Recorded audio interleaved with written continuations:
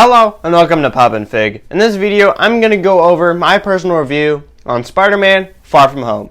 Now, I'll just try to not spoil anything right now. I thought it was great and amazing, pun intended. But still, I loved this movie. That's all I think I can say without spoiling it. So, yeah. So I'll go over what I like about the movie in general, within getting more spoiler details. But I'll also explain how the post-credit scenes, the scenes after the general part of the movie, after the credits, how that will affect the rest of the Marvel movies. And then explaining my thoughts on Mysterio. Now, I can't really say what that is for those of you that have not seen the movie. If you have not seen the movie, go ahead. But also, try watching this before you watch a video. I would really appreciate that. But still, watch the movie if you haven't. So with that, I hope you enjoy.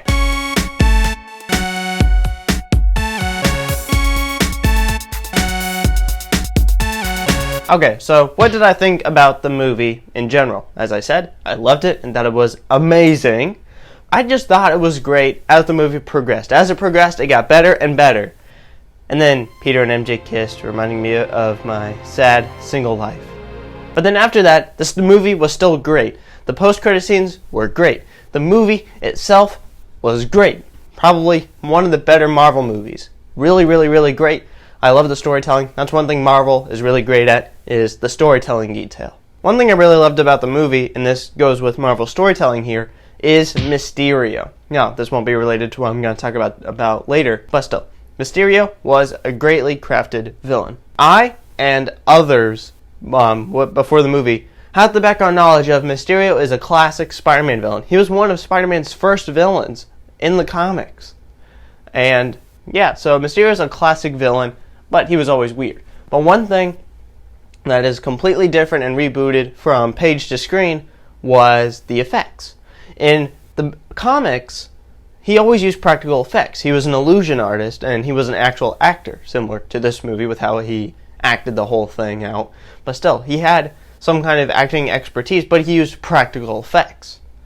And then the trailers were released for Spider-Man Far From Home, and we see him looking like an actual crossover between someone who could fly and Doctor Strange and all that with all the weird magic-looking things, and it's like, what is Marvel doing here? How is this the Mysterio we know? That is why I loved the holograms, because that not only ties this movie to one of the earlier movies, Spider-Man's first appearance, Captain America Civil War, with Barf, the hologram system, but it was just a great way to modernize it to where it's like, how would a villain do all this stuff? And how does he trick everybody? Because me and others heard that he would be like a hero in the beginning. It's like, okay, what is the turning point to make him a villain? The fact that Mysterio was going to be a villain in this movie didn't surprise me in the least. It was how he was tricking everyone on how he was a hero. That is what was really amazing with the storytelling here. Okay, so now we have arrived at the post-credit scenes, for Spider-Man Far From Home. So we see Spider-Man, he finishes swinging around the city with MJ, so he puts her down. She's like, I'm not doing that again, which I don't blame her. I'm afraid of heights, so I wouldn't like that either. But the main takeaway is that, well, there's really two takeaways, is that not only is there a J. Jonah Jameson, which is amazing, to be played by J.K. Simmons. This is the same guy who played in the Tobey Maguire Spider-Man run back in the early 2000s. This is the same guy, which I thought was pretty funny. As soon as I saw him, I was like, yeah. Along with a few others, we were just laughing once we saw him on screen. What really was a takeaway is how this will impact the rest of the Marvel movies moving forward.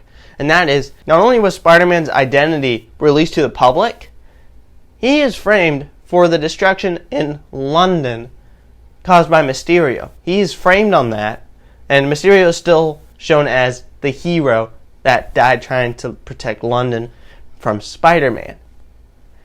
So, is it possible that some of the other Marvel heroes that are around believe that? Or will they somehow, or will a few of the others, including Happy Hogan, show oh no, this isn't what happened, here's what really happened, all this stuff. But I think the vast majority of the people would believe Mysterio. Because after all, Mysterio makes them see and makes them believe what they see. Let me explain the final post-credit scene. The one I just talked about is really a mid-credit scene. But anyway, so the post-credit scene, the second one, let me explain something real quick, as some of you that have watched it we're a little bit confused because we see Nick Fury and Maria Hill. We're not really Nick Fury and Maria Hill. Instead, we see that they are Skrulls. Now, Skrulls are green, shape-shifting aliens that can look like other people.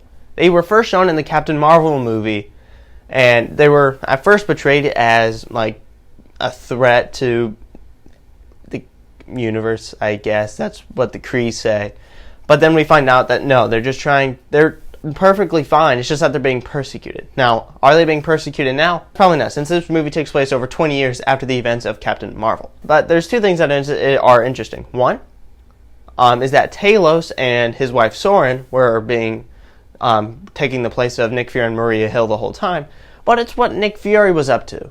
We see Nick Fury's up in space with a whole bunch of other Skrulls, but it seems like they're working on something. But what? So many people assume it is SWORD, which is pretty much the space counterpart of S.H.I.E.L.D., which, surprisingly, I only connected the dots somewhat recently on why it's called SWORD. But going back to the first post-credits scene, is Mysterio still alive? Because how did he get his lines in and look like he was wearing a normal suit? Now, the suit part, easy. It's CGI'd later on. But how did they get his dialogue different? It's not like he could have completely planned for that ahead of time. Now, is Mysterio alive? Will we see Mysterio again? I just want to rephrase the question, will we see Quentin Beck again? I could see Quentin Beck being dead. However, Peter Parker, when he was asking Edith, the computer programming thing in the glasses, he only asked, is this real? He didn't ask, is he actually dead? And Edith said, all illusions have been turned off. So, what he was seeing is real, but did he actually confirm Quentin Beck's dead? Let's just assume Quentin Beck is dead, at least for now. Could Mysterio still be brought back?